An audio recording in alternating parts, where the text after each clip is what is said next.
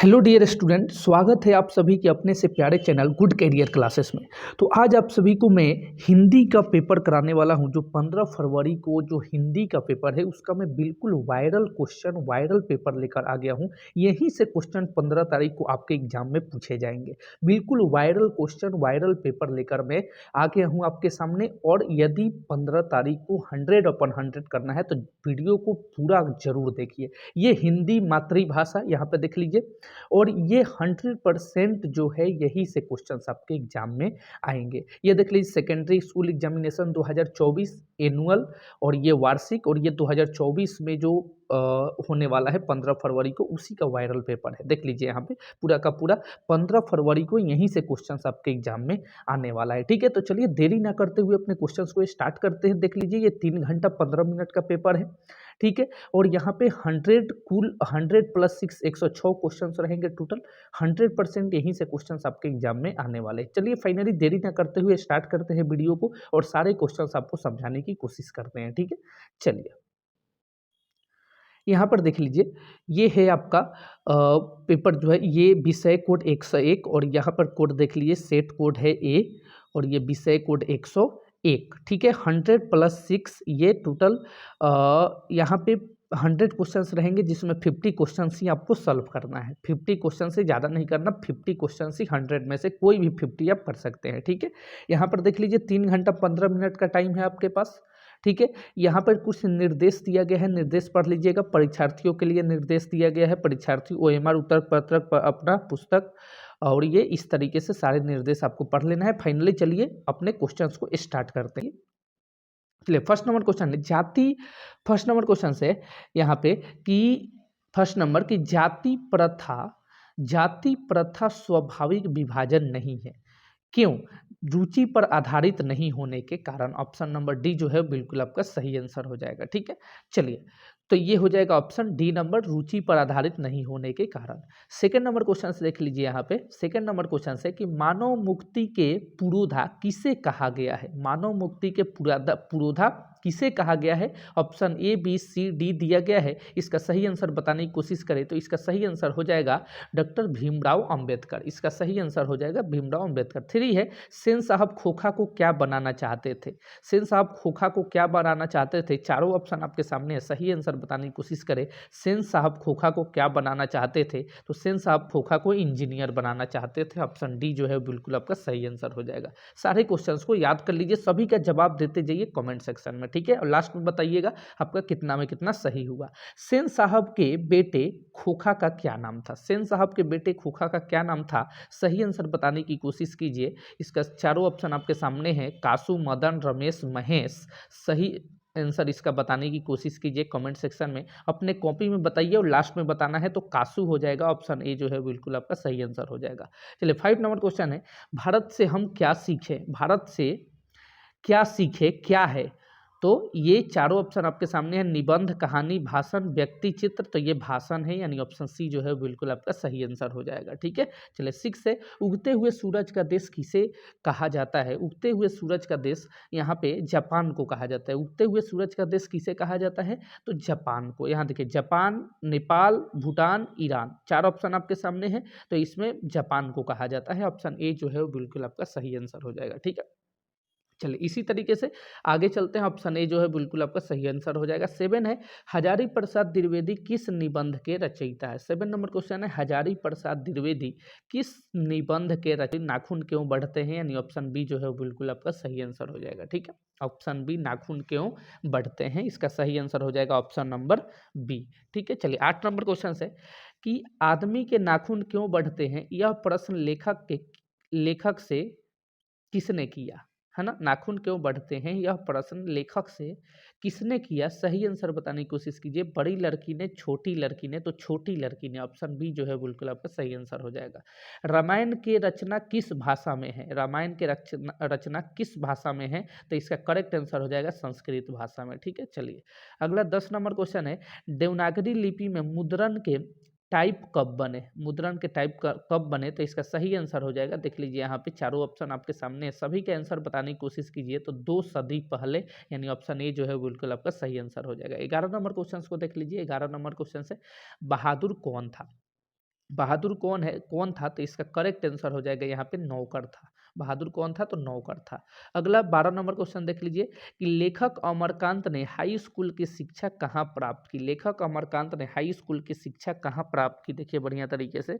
लेखक 12 number question से, लेखक अमरकांत ने हाई स्कूल की शिक्षा कहाँ से प्रदान की, तो ये चलिए अगला 13 क्वेश्चन देखिए। निराला की साहित्य साधना के रचनाकार कौन है, रचनाकार हैं तो रघुवीर सहाय, यानी ऑप्शन ए जो है बिल्कुल आपका सही आंसर हो जाएगा।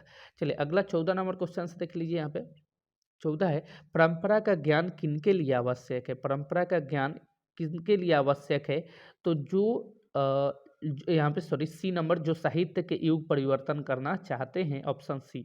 15 है, बिरजू महाराज खुद को किसका शागिर्द मानते थे, शागिर्द मानते थे, तो माँ का, ऑप्शन बी। चलिए 16 है, शंभू महाराज बिरजू महाराज कौन थे। शंभू महाराज बिरजू महाराज कौन थे, तो इसका करेक्ट आंसर हो जाएगा यहाँ पे ऑप्शन नंबर देख लीजिए डी, यानी चाचा, ऑप्शन डी चाचा। 17 है, बिलनव और अविन्यो के बीच में कौन नदी है। सही आंसर बताने की कोशिश कीजिए, तो ऑप्शन ए रोन नदी।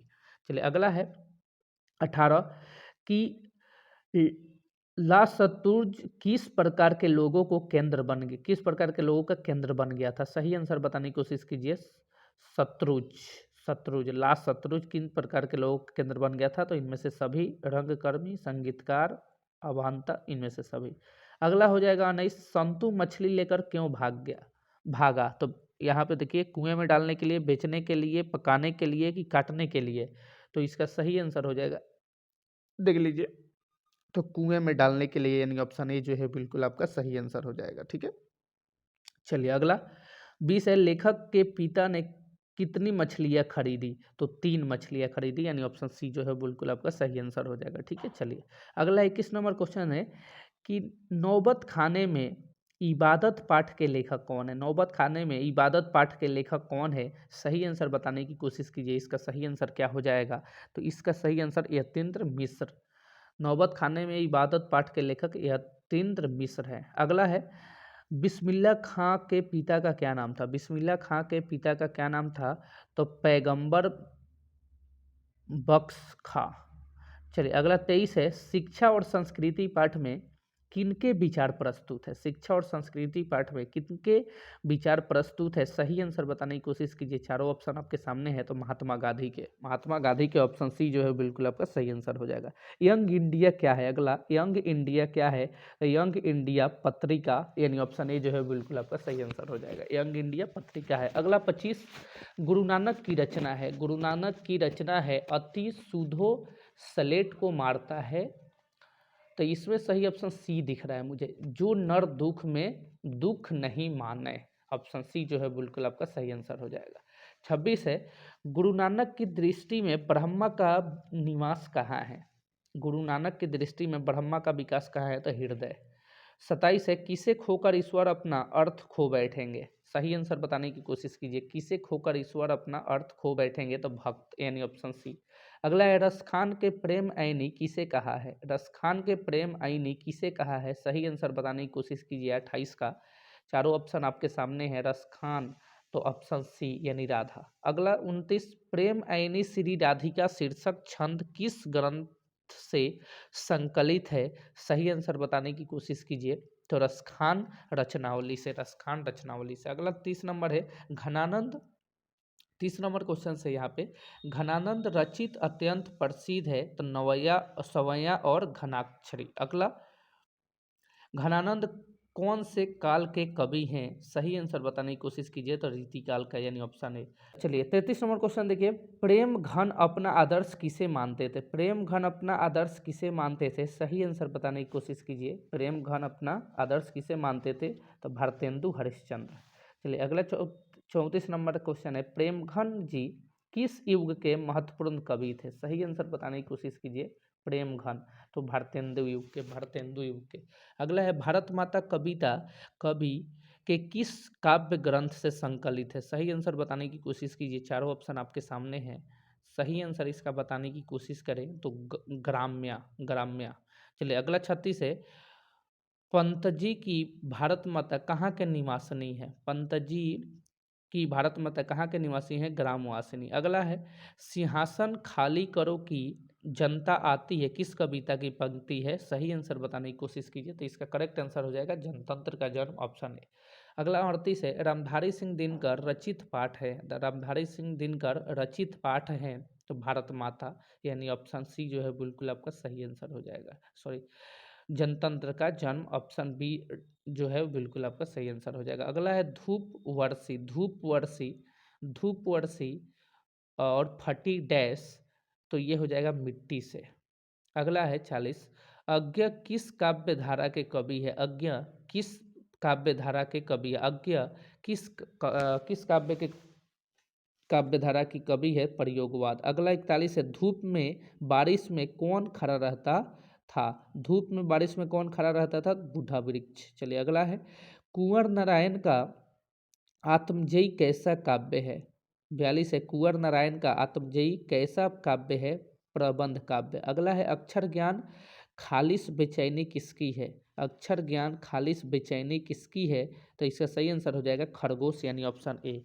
चलिए अगला है 44 नंबर, लौट कर आऊँगा फिर कविता किस कवि द्वारा भाषांतरित की गई है, सही आंसर बताइए। तो प्रयाग शुक्ल, यानी ऑप्शन सी। अगला है दूर चट्टानों की ठंडी गोद में किस कवि की पंक्ति है, सही आंसर बताइए। दूर चट्टानों की ठंडी गोद में किस कवि की पंक्ति है, तो रेनर मारिया रिल्के। अगला है 46 नंबर है मेरे बिना तुम प्रभु शीर्षक कविता किस भाव की है, तो भक्ति। अगला है लड़का अगर कुछ उधम करता है तो किसे मना करने का हक मिला, यह किसने कहा, नहीं तो मंगम्मा का बेटा, मंगम्मा का बेटा। अगला क्वेश्चन 47 नंबर, दही वाली मंगम्मा शीर्षक कहानी में रास्ते में क्या है, सही आंसर बताइए इसका। तो अमराई का कुआं, यानी ऑप्शन ए। अगला 49 है उस घर में अब सास और बहू में स्वतंत्रता की होड़ लगी है, यह पंक्ति किस कहानी की है, सही आंसर बताने की कोशिश कीजिए। चारों ऑप्शन आपके सामने हैं, तो इसका सही आंसर हो जाएगा दही वाली मंगमा, यानी ऑप्शन डी। अगला लास्ट है ढहते विश्वास कहानी के प्रमुख पात्रा है, इसका सही आंसर बताने की कोशिश कीजिए। ढहते विश्वास कहानी की प्रमुख पात्रा है यहाँ पे तो लक्ष्मी, यानी ऑप्शन सी जो है बिल्कुल आपका सही आंसर हो जाएगा। तो 50 तक क्वेश्चंस करा दिया, 50 क्वेश्चंस ही आपको सॉल्व करना है एग्जाम में, ठीक है। और ये बिल्कुल वायरल पेपर है, इसको वीडियो को 2-3 बार देख लीजिए और नेक्स्ट पार्ट फिर मैं लेकर इसके बाद आता हूँ, इसके आगे क्वेश्चंस कराऊंगा और नेक्स्ट सीट आपका फिर से दूंगा। जल्दी से चैनल से जुड़ जाइए, चैनल पे नए हैं तो चैनल को सब्सक्राइब करके बेल नोटिफिकेशन को ऑल पे सिलेक्ट कर लीजिए और व्हाट्सएप ग्रुप में जुड़ जाइए, सभी वायरल पेपर यहाँ पे आपको दिए जाएंगे, ठीक है। चलिए।